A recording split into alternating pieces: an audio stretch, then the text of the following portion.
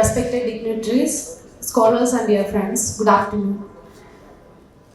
Proudly we are entering to our last session of the first day of CH Mohammed Koya National Seminar, which lies to the grey areas of our democracy, which often intentionally ignored by the largest community here. CHന്റെ ഓർമ്മകൾ എല്ലാ വർഷവും പുതുക്കുന്നത് എങ്ങനെയായിരിക്കണം എന്ന ചോദ്യത്തിന്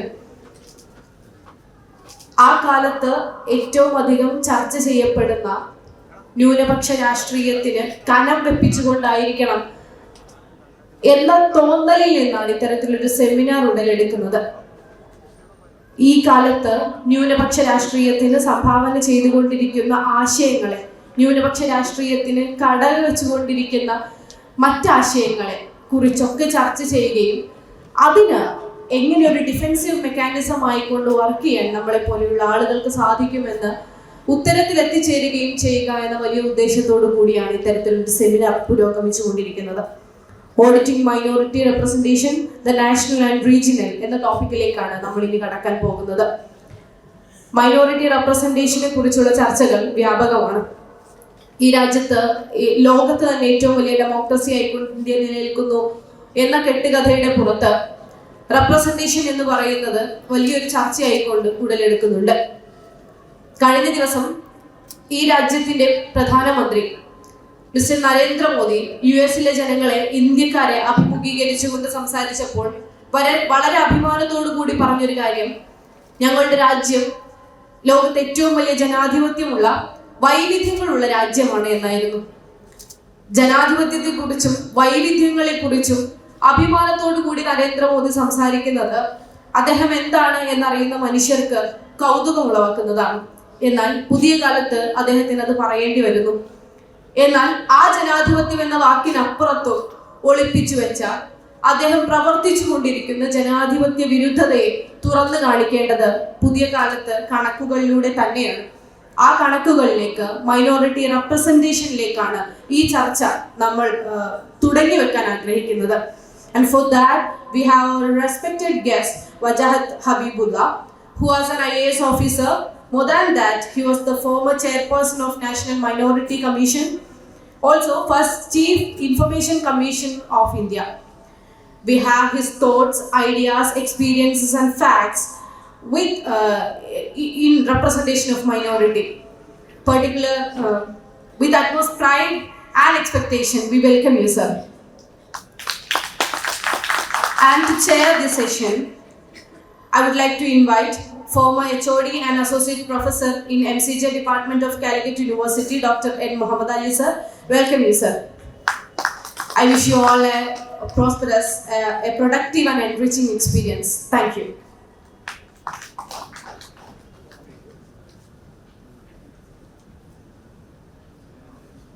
Good evening.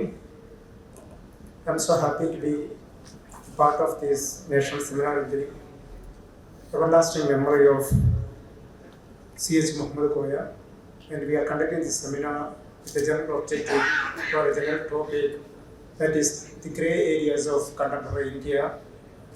And today's final session is on auditing minority representation, the national and the regional. There are three important concepts. The first one is minority, the second one is representation, and the third one is the national and the regional. These three concepts are so important when we look at the most significant grey area of minority concept in Indian democracy. As we know, nowadays the very concept of minority itself is problematic, very complex. It is not definable. If you take any definition, any academic definition of minority, you can see that there is no dominant group of a country or a geographic location. That is what, including the permanent Court of International Justice definition. It means that there is a very concept of non-dominance. And another important thing is that the numerical inferiority, if we consider minority as such. And the second one is the representation. Representation, there are two types of representation, qualitative representation and quantitative representation. Most often we talk about quantitative representation through reservation and other things, but we are not more concerned about the qualitative representation. For example, for instance, for qualitative representation, we have to empower ourselves to push our representation in all walks of life. The third one, it is also so important, and I think, and I believe Sri Wajahat sir will discuss all these things. In the Supreme Court verdict, the unit of considering minority in India should be the state. There are other verdict also which should be national. And recently, the government of India informed the Supreme Court to allow the states to consider the minorities. There are gray areas in these three concepts: minority representation as well as the regional and the national.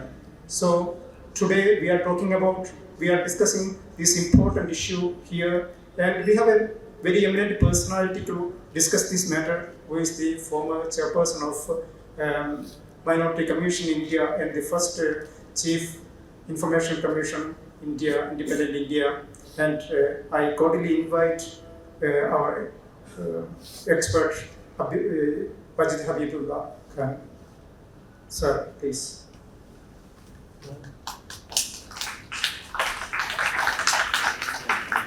Thank you for your kind introduction. Now, being the last speaker is not the most edifying, because you're probably half asleep already. But let me congratulate you on having organized this seminar in memory of a very eminent individual and a very eminent member of the minority community of this country, C.H. Mohammed Koya. I must admit that I never met him personally, but I knew of him when I'd seen him, because around 1982 I joined the Prime Minister's office, which was then under the Prime Minister Indira Gandhi, and at that time I had had the privilege of actually seeing him, although I never really had time to talk to him, and he left us much too soon.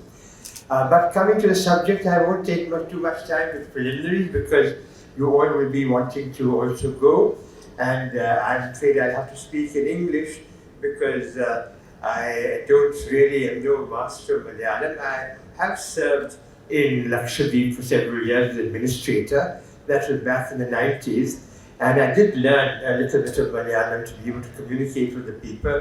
But the only thing that now I remember is Inike Malayalam Manasarai Illa. So, with that introduction, let me go on to the question of minorities. And now, when people talk of minorities, this is usually a word that is used to talk about Muslims.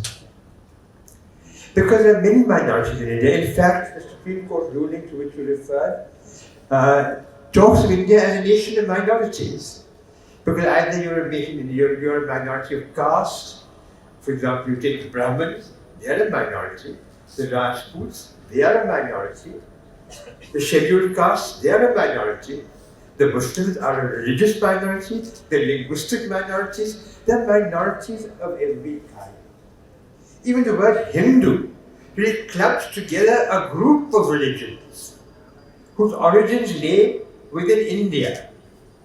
And the Muslims and the Christians were not classified as Hindus, but the Sikhs were, the Jains were, who today insist that they are among the minorities. They're not Hindus. So you see, the definition is very wide and cannot be easily defined. Usually, this has been used as a euphemism for Muslims. And I'll tell you why this became a problem. Because the country was partitioned at its independence. We of course take great pride in Mahatma Gandhi having led a non-violent, a movement of ahimsa towards independence. The lives lost, millions of lives lost in a brutal partition. And I would not think that any section of the political leadership of that time can be in any way excused for what happened to India. But because that happened, in building this new India after partition, concern had to be taken for every section of our society. The challenges of the minorities were different. The challenges for the Muslims particularly is, and was at that time, they'd been left behind in education.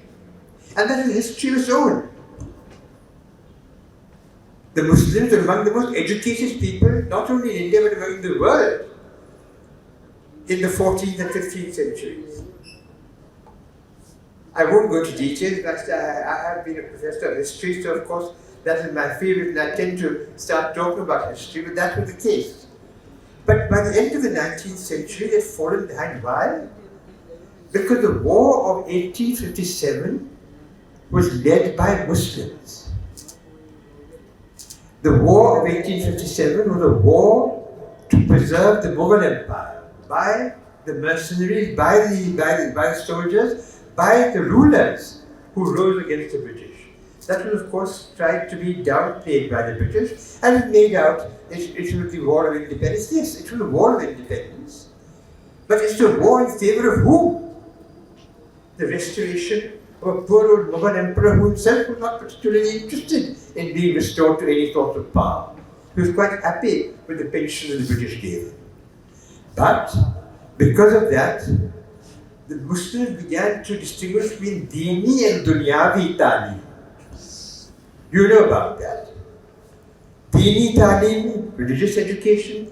Dunyavi Talim, education which is mundane, requiring a job and so on. But there was no need for such a distinction. They did it in a way of protecting their own identity. And therefore, even today, the most highly literate of communities below 18 months old are the Muslims. And then, by the time they go into school and post-graduation into college, they're among the lowest. But that is changing. That is now changing very fast, and I can say that with full confidence, having been in the Minorities Commission. And you yourself here, your university here, the achievements of that university are to an extent a manifestation of this. But I will not go so far to say that, because in any case, Kerala, Muslims, Christians, Hindus all have the highest level of education in the country. So there is no point in talking about Kerala as an example of the education values of Muslims. The crisis actually arose in what had been the Mughal heartland, that was UP and Bihar. The states most badly affected by the partition, and which were the states left in India which had the highest Muslim population. Because the people who were from the elite, the Muslim elite, educated, the richer, the wealthier, sought to emigrate to Pakistan. And of course, I have a family experience of this, because in my own family, there was a complete division. Some members of the family went and settled in Pakistan. My grandmother was a leading member of the Muslim League and founded the women's section of the Muslim League in the Patna session in the 1930s. So the family itself got divided. And this was the experience of many families of that part of the world. So the leadership of the Muslim society, which had been subsisting for centuries and had been in fact the national leadership of Muslim society, that disintegrated. And the Muslims had sort of left backward and have been looking at themselves as a backward community since then. But I would say there is no need to feel backward. We as Muslims are equal. Part of the fault, unfortunately, lies in this fear that we are in some way not capable of handling the competition. I refuse to believe that. I have never sought a privileged position in my life. When I was appointed by Salman Khurshid after I retired as Chief Information Commissioner to the Minorities Commission, I said I don't want to be appointed to a particular post because I happen to be a Muslim. I intend to be appointed to a particular post because I'm capable of handling that post. And that is, in fact, what is the shortcoming? Why this complex? You don't have it, and I don't think it is there in Kerala now, but it was here. And certainly in other parts of the country, it is still there. The promising part of it is that we're beginning to realize that no, opportunities lie elsewhere. And therefore, the discrimination, and I say that without blushing, this discrimination is being exercised against Muslims by the present regime is in some ways a blessing. More and more young Muslims are now going out to seek their own careers. Maybe not generating huge amounts of wealth, but simply builders, contractors. In Delhi, if you look for a carpenter, you'll probably only find a Muslim. If you look for a plumber, you'll probably only find your air conditioners, all. Now these are beginnings. This is the unorganized sector. So am I saying that now we should all become plumbers? No. What I'm saying is that we are capable of earning our own bread. And this is my experience from all over. The question arose that we are not capable because it's cultivated in us. Unfortunately, the leadership, which is Britishized education, if I can use that word, in the early part of the 20th century, the more educated, the more that they felt the Muslim community was a backward community. Why? Mr. Muhammad Ali Jinnah, who was the leading lawyer in the country at that time, also believed that. And that's why it ended in partition, because he believed that in a united India, the Muslims would not be able to hold their own. And therefore, first he pleaded for greater autonomy to the Muslim majority states, and when that was not agreed to, he sought partition. But the feeling of, and this is a man who, as you know, in 1909 when his separate electorates were introduced, he was a man who had opposed that. And I can vouch for the fact, because my own grandmother was the first woman of the Talukdari class, which was the sort of nobility of UP, to have given up the parda. She was a highly orthodox Muslim, but she was one of the first women to give up the parda before all her Rajput counterparts. And the Talukdar, the majority of the Talukdars were Rajputs and Kayas.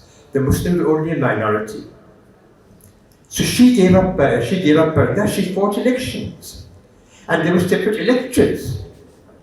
And she said, why are there separate electorates? Am I less capable than my Hindu sisters? But this idea was cultivated in them to make them feel in some way inferior. Although there was no reason to be that. Look at our history. The War of Independence, which I mentioned. Who was this leader? The leader was a Muslim woman who headed a whole province, which was the province of Awadh.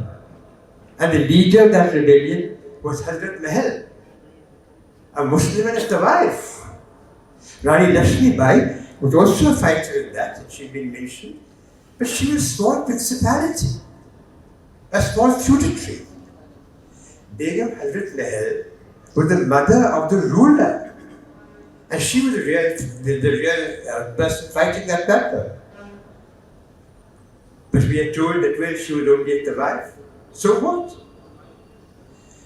The most powerful among women rulers in India was probably Noor Jahan, who was an Irani.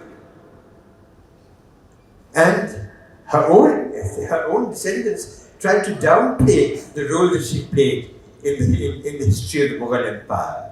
But the more and more research that is being done is showing her in her true light. So women, even when they were in the Mughal Empire or anywhere else in India, India is in fact the only country, the only great Muslim civilization as it was at that time, where you have tombs to empresses, not one but several. Taj Mahal, a tomb built to an empress. There's a tomb to Noor Jahan in Lahore. There's a Bibi ka Maqbara in Burhanpur. The tomb of Khana Khana in the great poet Khana Khana in Delhi was actually built by him for his wife, in which he is also buried, like Shah Jahan was buried in his wife's tomb. No other Muslim country has that. And this, I think, is not really known, and nobody even talks about it. So it is not that the Muslim women were treated unfairly. Yes, they were within the confines of their palaces. They did not venture out because there was not necessarily parda, but they had a zanani. This is true of India, this is true of Turkey, which was where you had examples of this. But let me now not get lost in history, which is, of course, as I said, my favorite subject, because if we lose the concentration here. The point here is that in India, the situation is different in different states. I've had the opportunity, and I belong to the J&K cadre, and J&K is important because it was the only Muslim majority state in India. Now, of course, it's 2 union territories. Both union territories, Ladakh and J&K, have Muslim majorities. And mind you, this is also interesting because Ladakh, when I joined the state in 1969, had a Buddhist majority. Today, the 2 districts of Ladakh, Kargil and Leh, together have a Muslim majority. Now, so there are three union territories with clear Muslim majorities: Lakshadweep, which is next door to you, J&K, and Ladakh. Now, these have problems of their own. Kerala has a large Muslim population.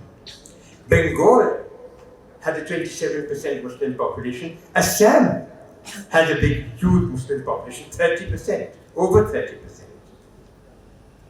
Now, the challenges faced by the Muslim community in all these regions is quite different. You have different challenges, and the Muslim community in Kerala, has done relatively well. But again, there are problems which you have, which you all know about, and I won't go into detail here, but you can ask me questions about that. In Bengal, the Muslims were the peasantry. In fact, it's interesting, but the British hadn't realized when they annexed, well, they didn't annex, but when they became the Raj of Bengal, virtually annexed it in 1757, that Bengal had a Muslim majority. At that time, it didn't have a majority, it had a 40% minority, which the British didn't recognize. It's only when the first census was done in 1862, after the War of Independence, that they discovered the majority of Bengal's population was Muslim. And these are the extreme edges of the Mughal Empire. The Mughal Empire came down almost Kerala, but never directly ruled in Kerala. Here you have a large Muslim population. It extended up to Bengal, but it covered the whole of Bengal, particularly East Bengal, only in the last days. Aurangzeb annexed Bengal in 1760. And in 1670. And in 1757, Bengal had left the Mughal realm and become a part of the East India Company's rule. Then in the northwest, Punjab Afghanistan, Sindh, these were Muslim majority areas where these were the frontiers, which were not even the heartland of the empire. Of course, the Mughals, when they came in through that. The Sultanate didn't rule these areas. But this is where the Muslims gained their majority, gained large numbers. So it is not that Islam was forced down the throat of the Hindus. They were all forced to become Muslims. This is not correct. This is a part of the evolution of India, and therefore it is a very Indian phenomenon. Therefore, the efforts to try and paint Muslims as some kind of outsider, which the present regime has been trying to do, is absurd. They are very much a part. The other day I had gone to take part in an election campaign in Haryana, in a constituency called Hatim. And who are the residents of Hatim? Mayors. Mayors are all Rajputs. They were Mewatis who accepted Islam. Early in the 12th, 13th century. But their kinship with the Rajputs continued for centuries, as you probably know. When Babur asked for their help against Rana Sanga, they said no, because he's our relation. We may be Muslim, but we are with them. These are all what I was trying to say. The Muslims of India are an indigenous people. In different states, they cover different occupations. As I mentioned, in Bengal, they were the peasantry. In UP, they were largely the craftsmen, the weavers. In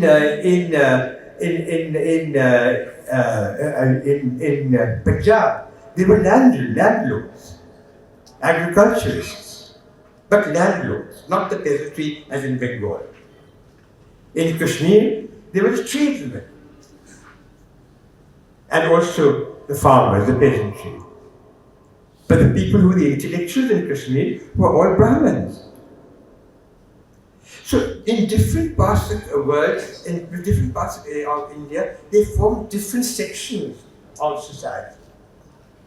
And where the Sufi section of society, of Islamic society functioned most effectively was in incorporating not only Muslims, but general society in their fold. That is why Sufis like Baba Farid and Mian Mir are part of the Sikh hagiography. Baba Farid is the author of 60 shloks in the Guru Granth Sahib. Mian Mir was the one who inaugurated the Harmandir Sahib. And there's a host of others, Walid Shah and so on. I don't have to give examples. What I'm trying to say is the problems of the Muslims in different parts of the country stem from different issues, overridden, of course, by the fact the birth of the country was stained with the blood of a partition, but the country is now finding its feet. Unfortunately, the present government has proved to have provided a setback rather than a way forward. The years after partition were spent in trying to reintegrate this society which had been fractured with partition.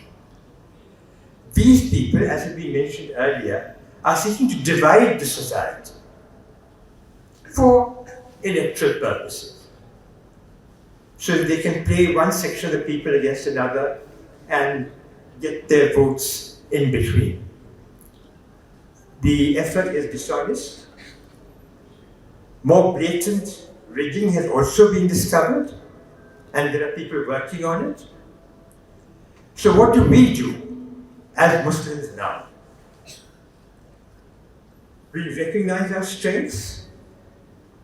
We take advantage of the fact that the Constitution guarantees us equality and work for a level playing field. And you in Kerala can be particularly successful in this. Why? Because at the educational level, you are leading, and I have seen, as a member of the Minorities Commission, people from Kerala coming out and saying our education is well looked after. We would now like to patronize education in other parts of the country. And you will find a response. I'm now getting complaints from our own areas that boys don't want to go and study, but girls want to go and study. In a place like UP, women are increasingly going to school. And Amartya Sen, the Nobel Prize winner, tells me the highest rate of girls attending school and women attending education is in Bangladesh, which was till recently considered a basket case. And where East Pakistan and then Bangladesh were considered among the most backward regions anywhere in South Asia.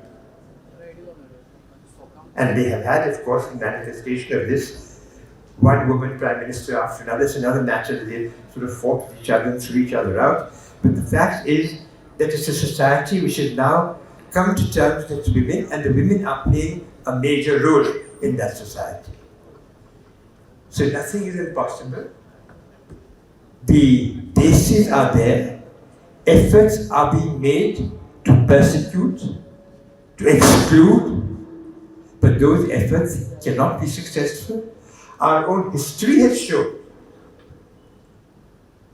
Our own history has shown that when efforts at persecution have risen to a climax, we have found a recrudescence. Look at the example of the Mongols. Genghis Khan was described as the scourge of Islam, and the Mongols themselves all became Muslims, spreading across Iran, Turkey, into Europe, right up to Moscow. You've had the colonial onset, all the great Muslim empires disappeared, the Ottoman Empire, the Mughal Empire, the Persian Empire, and the population of Muslims is the fastest growing population of any community in the world. So there's a lot to be optimistic about. There is a lot to feel challenged about, yes, particularly in our own countries. But if we stand up, seek education, and find our own means of livelihood without depending on anybody else, and we are capable of doing that, in that case, the future looks bright. Now, I would like to answer questions, but I don't know if there's enough time. Then English uttaram parayum. Sir, I have a question. Your talk was on a positive note. In fact, you were talking about minorities. You began your speech by talking about the word minority and its dimensions. And India has produced an educational policy after 34 years in 2020, National Education Policy. It's a huge document, but it doesn't have a single word called minority. In fact, the entire minority question is put under an umbrella term, socially and economically disadvantaged group. So how far is this?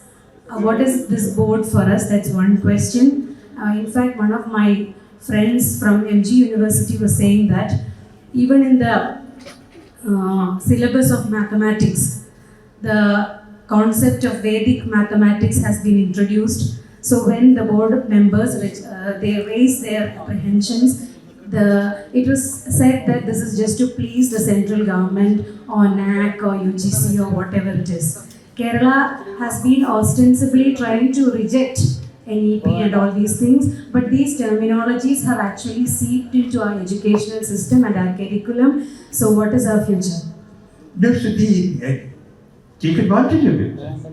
Take advantage of the school system. Now you see, we've been discussing the question of waqf, matter and so on and so forth. You see, when we talk about waqf, and what the government is doing, we know, is really evil. But let's just ask ourselves, what are we doing with that wealth, income which is coming in? Our country has among the richest, it's probably the richest wealth, property in the world, thanks to the long heritage of Muslims ruling in India. But how have we been using it? Surely we could have been using it to promote education. Basic, it should have been that.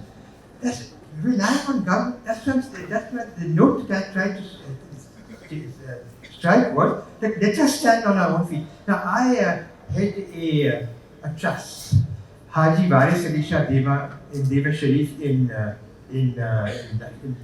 Barabanki district, adjoining Lucknow in UP. That's the Haji Waris Ali Shah Memorial Trust.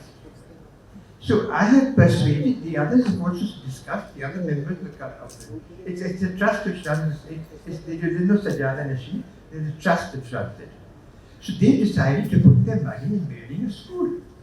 So all the people of that area and Muslim children from around the place can come there. And the City Montessori School in Lucknow, which is a leading school of Lucknow at present, it has huge number of branches, has agreed, has jumped into the wagon, and they say, we will help you to set up a school.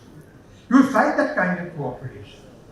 Let us not keep depending on the government. This is a failing. Because of the fallout of partition, which I especially mentioned, we had this feeling that where we look to the government will help us. And the government also posed as though they were wanting to help us, but not helping us at all. Because as the recent commission report showed, there's no level playing field. What we need is a level playing field. But we must make ourselves capable of fighting that level playing field. That's just the point that I was trying to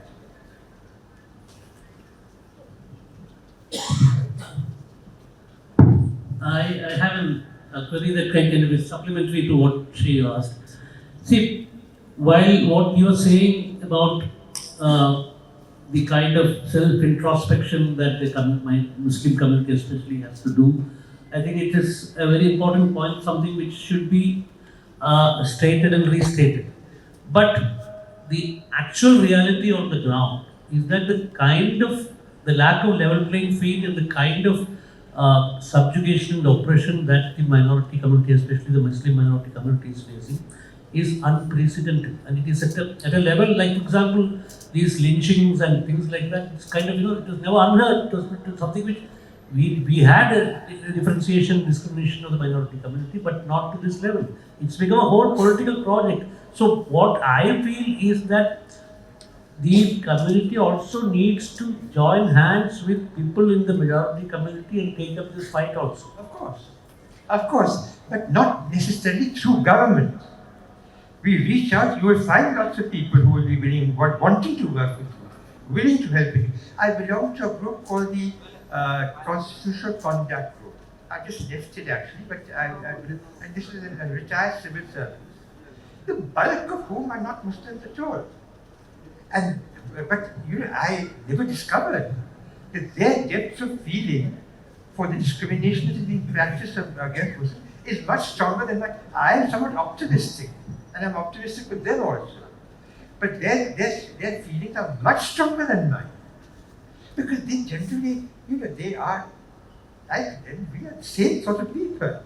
We may follow a different religion, but we are actually the same sort of people. The Malayalis, whether they're Christian or Muslim or Hindu, will have a common thinking on various issues. So will the Punjabis, so will the others. Like for beef. Sorry? Like beef, for instance. Common thinking. There's a common thinking, and therefore there's a possibility of working together. So that is one thing.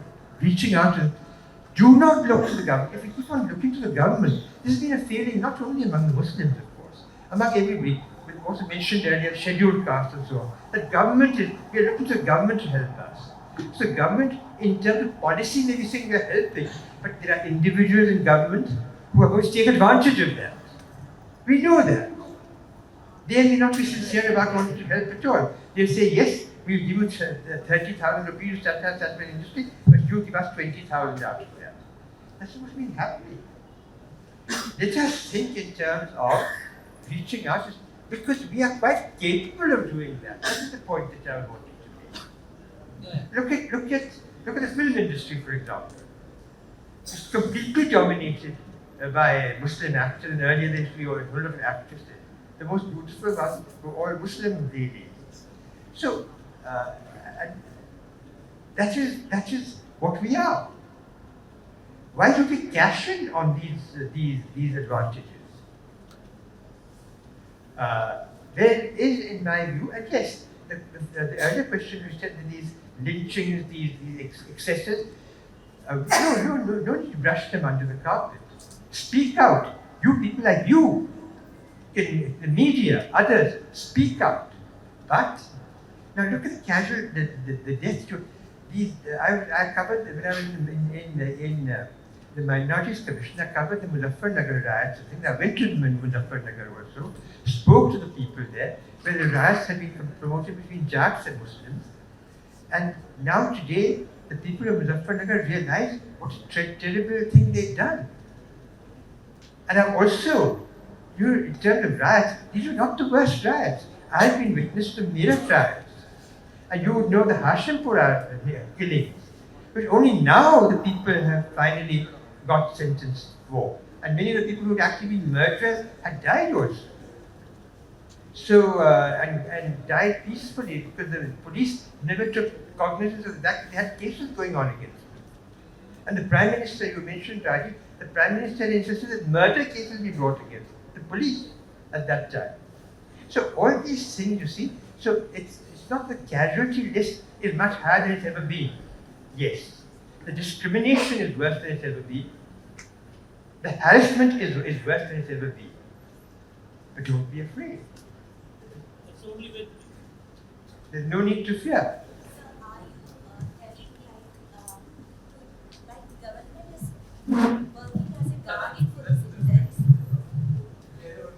Hi sir, myself Fatima Tahlia.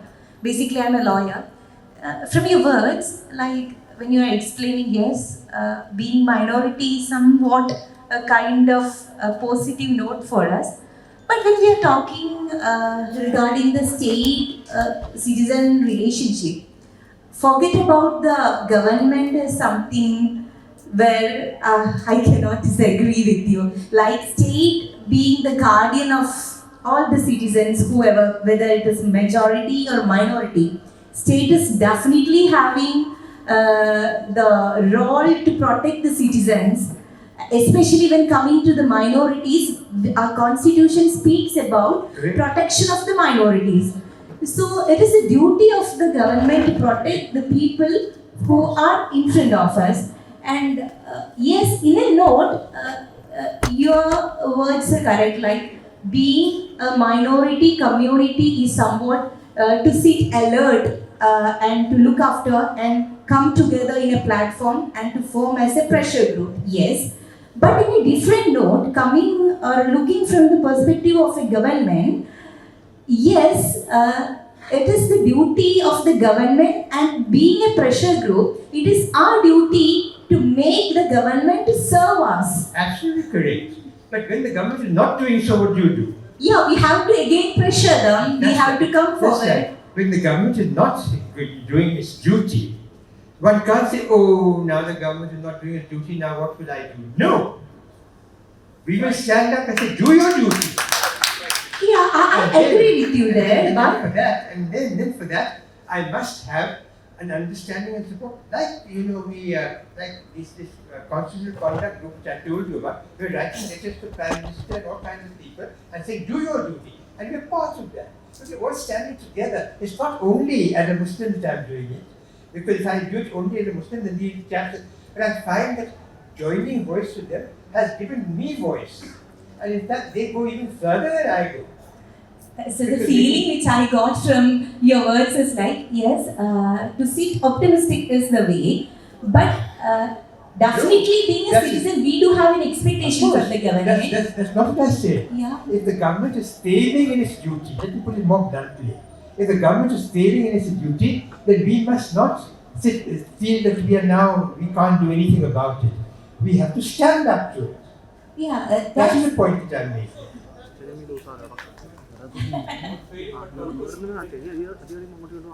We should get hold of, that boy you mentioned, that journalist.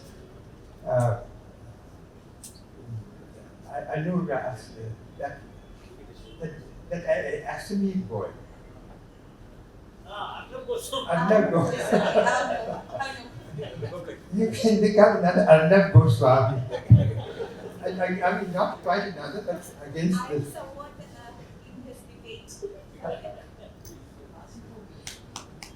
സാന്ദർഭികമായി സൂചിപ്പിക്കാറുള്ളത് നമ്മുടെ programme കഴിഞ്ഞ് നിങ്ങൾ free ആവുന്ന സമയത്ത് നമ്മുടെ CH Muhammad Koya chair building അവിടെ സന്ദർശിക്കണം. അവിടെ നമ്മുടെ മാപ്പിള ഹെറിറ്റേജ് ലൈബ്രറി ഉണ്ട്. ഇന്ന് പ്രത്യേകമായി ഇന്നും നാളെയുമായി CH എക്സിബിഷൻ നടക്കുന്നുണ്ട്. CHനെ കുറിച്ച് എഴുതിയിട്ടുള്ള പുസ്തകങ്ങൾ, CH എഴുതിയ പുസ്തകങ്ങൾ, അതുമായി ബന്ധപ്പെട്ട കുറേ രേഖകളുടെ എക്സിബിഷൻ ഉണ്ട്. അതൊക്കെ നിങ്ങൾ ഇന്നും നാളെയുമായിട്ട് കാണണമെന്ന കാര്യം ഓർമ്മിപ്പിക്കുകയാണ് എല്ലാവരോടും. Okay. Wajahat, Habibullah Sahab, in your great information speech, you talk about some majority states in Muslim majority states. In Kerala, we are minority, but as you they're not Muslim majority, but it's substantial Muslim. yes, but you mentioned also we have a better living standard in education. We are on front, but what is the reason other majority Muslim states not coming forward, such as in Kerala? I think it's because of the lack of leadership, like CH Mohammed Koya, and also great support of a political party. Because I know in UP there are Muslims have many problems there. You know that bulldozer law. Their population of Muslim is more than 4 crore. More than Kerala's population. They cannot do anything. They are just begging for help. Look, they can do something, and you see the results, or just now what has happened. This is luckily you see in a democracy, they have these political games they play. What they've been doing is to try and divide I'll give you a distinct example. When the assembly elections were taken in UP, the assembly elections took place last time in UP. Priyanka Gandhi was campaigning personally, and the Congress won just one seat because the Muslim community all gathered together to support Akhilesh Yadav. Not because they think that Akhilesh Yadav is going to do a great deal for them, but they felt that he was the only leader who could actually defeat the BJP. Now, what the BJP did in return was to divide the scheduled caste vote, so that in fact Akhilesh Yadav, although he got the largest support that his party ever had to, 85%. But many of the Congress supporters supporting him, but he didn't get in the majority seats. Then, but he learnt his lesson, and you see what's happened in Parliament. That is largely because of the Muslims. Again, in Andhra Pradesh, in Telangana, the Congress party virtually disappeared. But the Muslim business houses rallied behind the Congress and they got a 2/3 majority. Again, now they're taking it up with the Congress party in Telangana that you are not doing anything for the Muslims voted for you and we spent money for you, but you're not doing anything. So this is the way in a democracy. This is the way that you have to work. So what I'm trying to say is use these democratic threads to your advantage. But do not leave everything to the government, that now the government must do everything. And in UP, part of the reason was that only. They kept thinking, Sarkar ab karegi, now the government is going to do it, the government is going to do it. And the government is not going to do it. Even if they say they want to do it, they're only doing it to make sure that you give them your vote. Then once the vote is given, then that's it. And then you may go to the government and say, now I got you the vote, now you make me a minister. So you become a minister and go off, and the rest of the people are left behind. No. Community must work together. Community must work with everybody else who is dedicated to the idea of democracy. Then you will make yourself heard. And UP is in fact a very good example of that. Telangana is a very good example of that. And now you see even with the present government. They wanted to say that in states that are ruled by the NDA, there will be no reservation for Muslims at all. Now, I'm not a great supporter of the idea of reservation. I told you the reason why I'm not. I don't feel that as inferior to anyone and therefore need a reservation to get a job or something. But anyway, the question is in Andhra Pradesh, they are going to have reservations because the Naidu feels he needs to have the vote of the Muslims. So he promised that reservations will give them reservations, despite the fact that he's ruling, he's part of the NDA government, is ruling in the center. So all these things, you see, you work the democratic principles to your advantage. And that requires you to think over it. Thank you, sir, for your insightful deliberations and very interesting responses to our questions. Then we are concluding here today's session, and we will have Gazeta. And for proposing official vote of thanks, I invite Mr. Zubair.